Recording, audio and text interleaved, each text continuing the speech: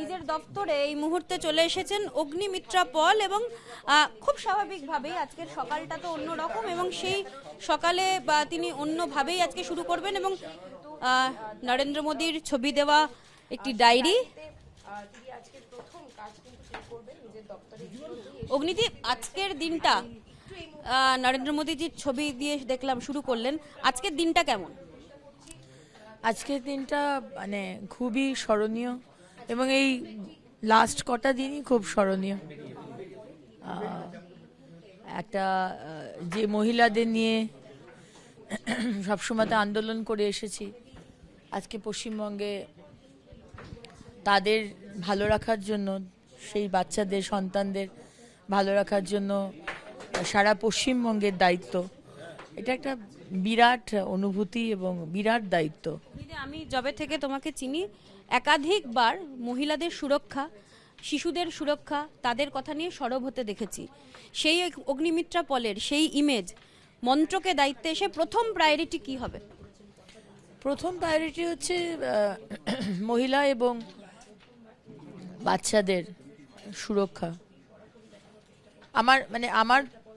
আমার দপ্তরের আমি বলবো না দায়িত্ব, মানে প্রায়োরিটি। আমার মনে হয় এটা পশ্চিমবঙ্গে আমাদের সরকারের দায়িত্ব, এটা ফার্স্ট প্রায়োরিটি। সুরক্ষা এবং মহিলাদের নিরাপত্তা সেই ইস্যুটা তো এই রাজ্যে এর আগে সেটা সব থেকে প্রশ্নবিদ্ধ হয়েছে। সেই জায়গায় দাঁড়িয়ে নির্দিষ্ট কিছু কনসেপ্ট, নির্দিষ্ট কিছু ভাবনা চিন্তা রয়েছে, কারণ সংকল্পপত্রে আপনাদের একাধিক প্রস্তাব ছিল এবং আপনি নিজেও ছিলেন তার একটা গুরুত্বপূর্ণ পার্ট। সেই বিষয়ে কোনো রকম আলাদা করে উইমেন হেল্পলাইন এবং অন্য কিছু এখন মানে গতকালই আমাদের ফার্স্ট ক্যাবিনেট মিটিং হয়েছে আমাদের সম্মানীয় মুখ্যমন্ত্রী শুভেন্দু অধিকারীজির নেতৃত্বে, এবং উনি যেভাবে নির্দেশ দেবেন, পথ দেখাবেন, আমরা সেভাবেই কাজ করব। আমি সেভাবে কাজ করব, আমরা টিম হিসেবে কাজ করব। এবং গতকাল লক্ষ্মীর ভাণ্ডার বা অন্নপূর্ণার ভাণ্ডার যেটা আমরা বলেছি, সেইটা নিয়ে শুধু কথা হয়েছে এবং সরকারি বাসে কোনো ভাড়া লাগবে না মহিলাদের, সেই বিষয়টা 1 জুন থেকে শুরু হচ্ছে। এই দুটো বিষয় নিয়ে কথা হয়েছে এবং আজকে প্রথম দিন আমি এখানে এলাম।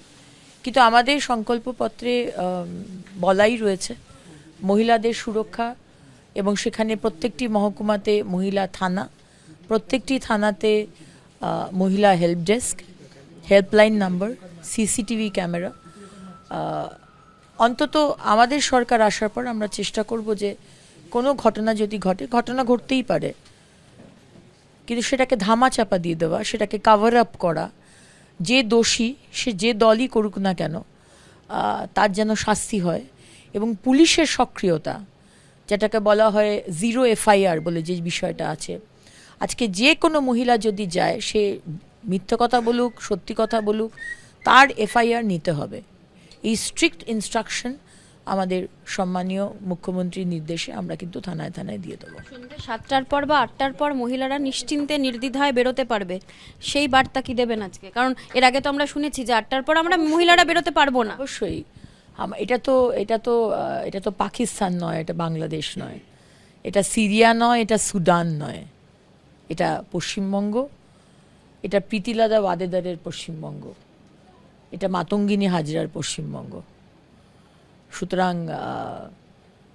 এখানে আমাদের আগের মুখ্যমন্ত্রী বা আগের সরকার যেটা বলতেন, কোনো অত্যাচার হলেই দোষটা আমাদের ওপর চলে আসতো। আমাদের ধর্ষণ হলো, মুখ্যমন্ত্রী এক্স মুখ্যমন্ত্রী বলতেন আমাদের চরিত্র খারাপ, প্রেম আছে, পেটে বাচ্চা আছে, বা 8টার পরে বেরোলো কেন খাবার নিতে, কি অদ্ভুত লাভ অ্যাফেয়ার ছিল। সুতরাং অন্তত সেটা আমি যেটা বললাম, কোনো কাভার আপ হবে না, আসল যে ঘটনাটা তার ইনভেস্টিগেশন হবে এবং সেগুলো prevention is better than cure. তো সেখানে ঘটনাই যাতে না ঘটে এই ধরনের, আমরা সেই ব্যবস্থাটা আগে নেব। হেল্পলাইন নাম্বার কোনোদিন হয়নি, বারবার আমরা বলেছি। সিসিটিভি ক্যামেরা, যখনই ঘটনা ঘটি তাকে দিকে সিসিটিভি কাজ করছে না, এগুলো তো না। অত্যাচারের অ্যাট্রসিটির উপরে zero tolerance of our government. যারা এতদিন ইপটিজিং করেছেন, ইপটিজার, যারা মহিলাদের খারাপ নজরে দেখতেন, বিভিন্ন রকম ভাবে চ্যালেঞ্জ ছুটতেন, তাদেরকে করা কোনো মেসেজ? দেখুন, মেসেজ যাদের পাওয়ার সবাই অলরেডি পেয়ে গেছেন।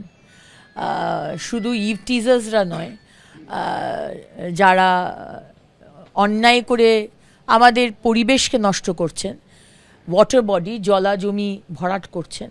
আমার আরবান ডেভেলপমেন্ট অ্যান্ড মিউনিসিপ্যাল অ্যাফেয়ার্সের দায়িত্ব, এবং ওয়াটার বডি ভর্তি করে ওই ওয়াও মোমোর কারখানার মতো ঘটনা যারা ঘটিয়েছেন, বা যারা এখনও অবধি ওয়াটার বডি বোঝাচ্ছেন, যারা দামোদর নদীর মতো পশ্চিমবঙ্গের বিভিন্ন নদী শেষ করে দিচ্ছেন বালি চুরি করে করে, যারা কয়লা চুরি করে করে এতদিন রাজপুত্রকে কাটমানি পাঠাতেন, সবাই সতর্ক হয়ে যান। কারণ আমাদের মাননীয় মুখ্যমন্ত্রী গতকালই পুরো নির্দেশ দিয়ে দিয়েছেন, লিগ্যাল যেগুলো অ্যালাউড শুধু সেইখানেই হবে। শুধু আপনি ইভ টিজারের কথা বলবেন, ইভ টিজার তো মেসেজ পাবেই, কিন্তু এই ধরনের বড় বড় চুরি ডাকাতি যারা এতদিন করে এসছিলেন, পশ্চিমবঙ্গের মানুষ আমাদের রাজ্যের সম্পত্তি নষ্ট করেছেন, তারা কিন্তু ভেরি ক্লিয়ার ইনফরমেশন আমাদের সম্মানীয় মুখ্যমন্ত্রী থেকে পেয়ে গেছেন।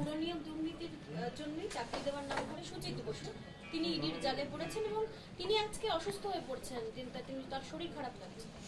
দেখুন, শরীর খারাপ লাগলে তো কিছু করার নেই। আপনারা পশ্চিমবঙ্গের মানুষের শরীর খারাপ করিয়ে দিয়েছেন, আপনারা খুন করেছেন, ক্যারিয়ার নষ্ট করে দিয়েছেন, কত বাবা মার চোখের জলের অভিশাপ আপনারা পেয়েছেন। শরীর খারাপ তো হবেই।